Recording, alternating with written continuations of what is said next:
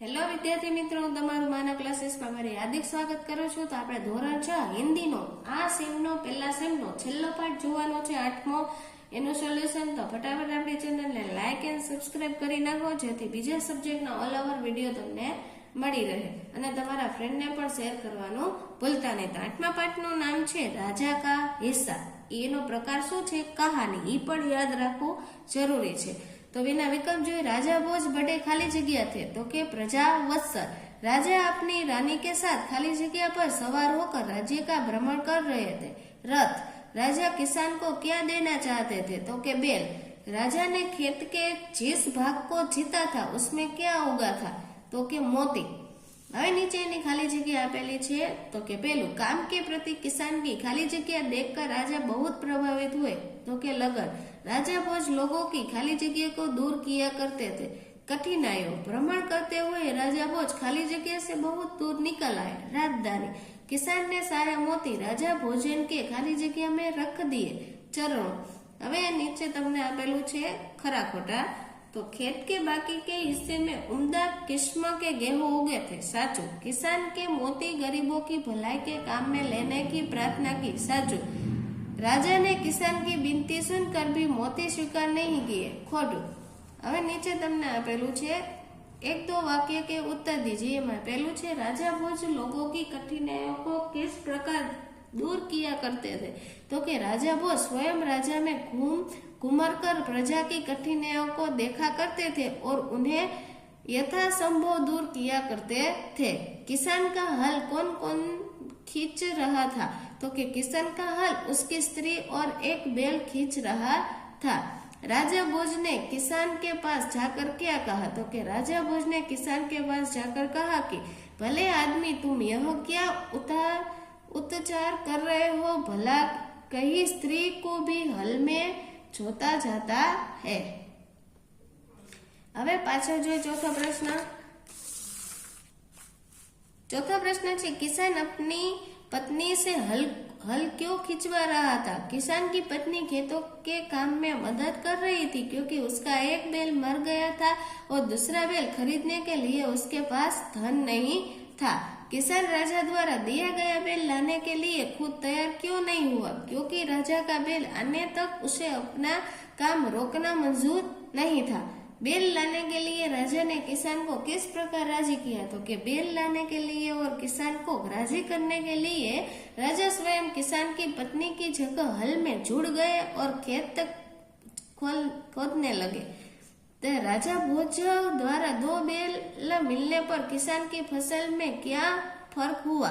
दो बैल मिलने पर खेत में हल चलाना सरल हो गया, इस वजह से इस बार अच्छी फसल हुई थी।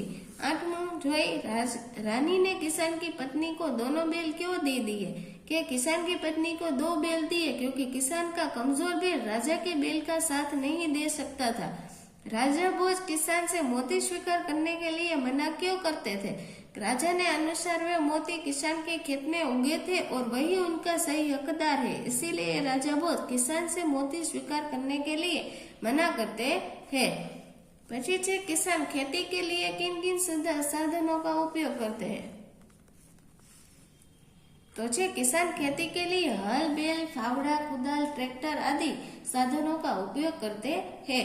किसान खेती करके कौन कौन सी फसलें पैदा करते हैं? किसान खेती करके गेहूं, जौ, चना, बाजरा, गन्ना, सरसों, चावल, विभिन्न दालों और सब्जियों की फसलों पैदा करते हैं।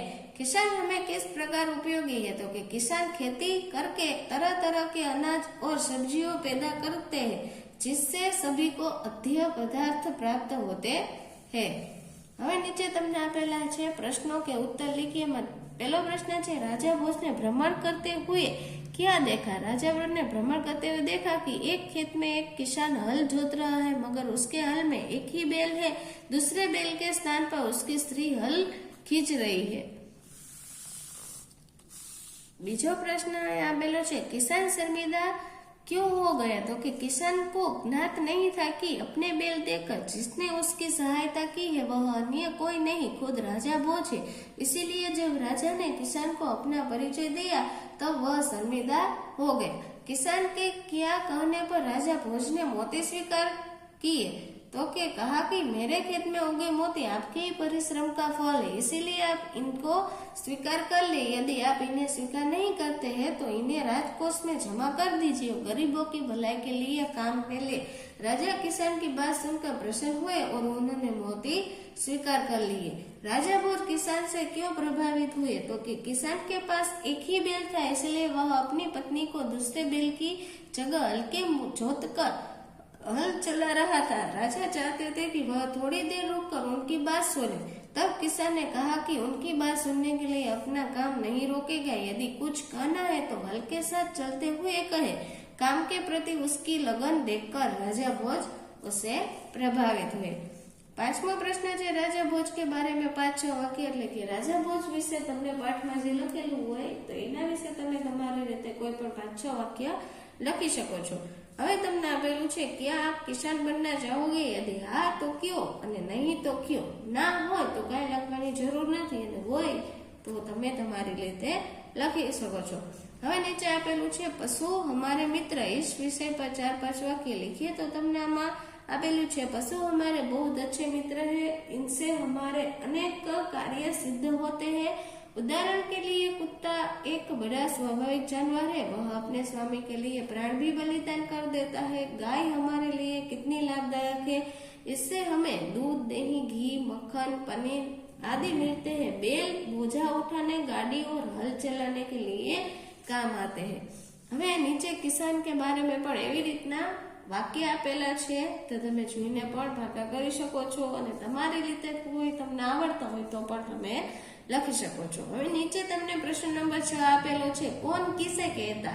तो कि भले आदमी तुम यह क्या अत्याचार कर रहे हो, भला कहीं स्त्री को भी हल में जोता चाहता है। राजा भोज ने किसान से कहा है जो कहना है मेरे साथ चलते चलते कहो, मेरा काम क्यों रोक रहे हो? किसान ने राजा भोज से कहा है।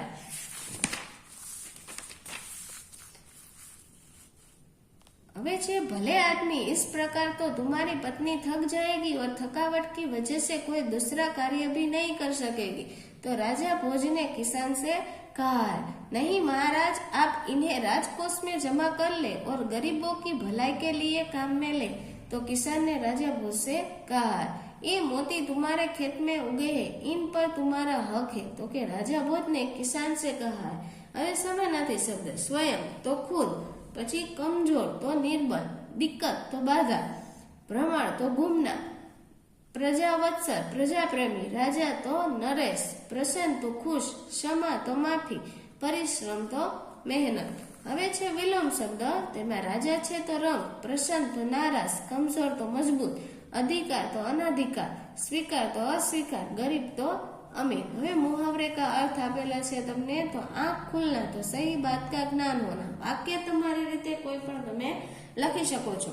आंख लगना तो एकदम से सो जाना, आंख चुराना सही बात से टल जाना, आंख दिखाना तो क्रोध करना, પછી आंखों का तारा होना बहुत प्रिय होना, आंखों में चमक आना तो પ્રસન્ન હોના। વાક્ય તમને જો ન આવડતા તો તમે લખેલા છે એમાંથી તમે લખી શકો છો અને તમારી રીતે કોઈ પણ આવતા હોય તો પણ તમે લખી શકો છો। હવે આમાં એક શબ્દ આપેલો છે એના ઉપરથી શબ્દ આવે એવું વાક્ય બનાવવાનું છે। જો અહીંયા તમને એક આપેલું છે તો મેં બનાવેલું છે મેરે ગાંવ में एक मंदिर है, એવી રીતના તમે કોઈ પણ બનાવી શકો છો પણ એક એમાં આવવું જોઈએ।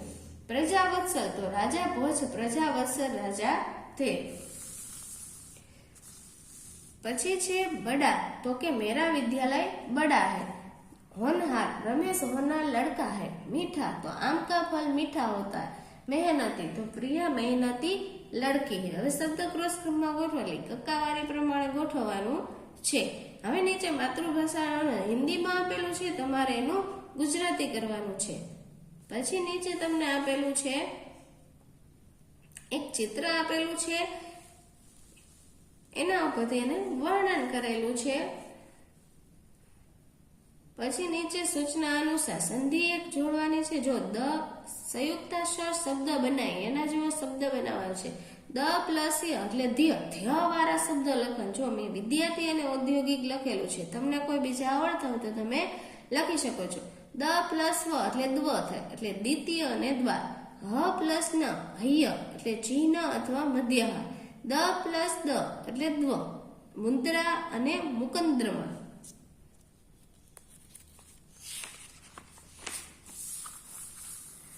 પાછળ તમને આપેલા છે ત ઉપરથી શબ્દ ચાલુ થતા હોય તેવા તંત્ર નામ અલગ અલગ છે. ન, ભ, સ, પ્ર, ત્ર, જ્ઞ અને શ મેં બધા અહીંયા લખેલા છે.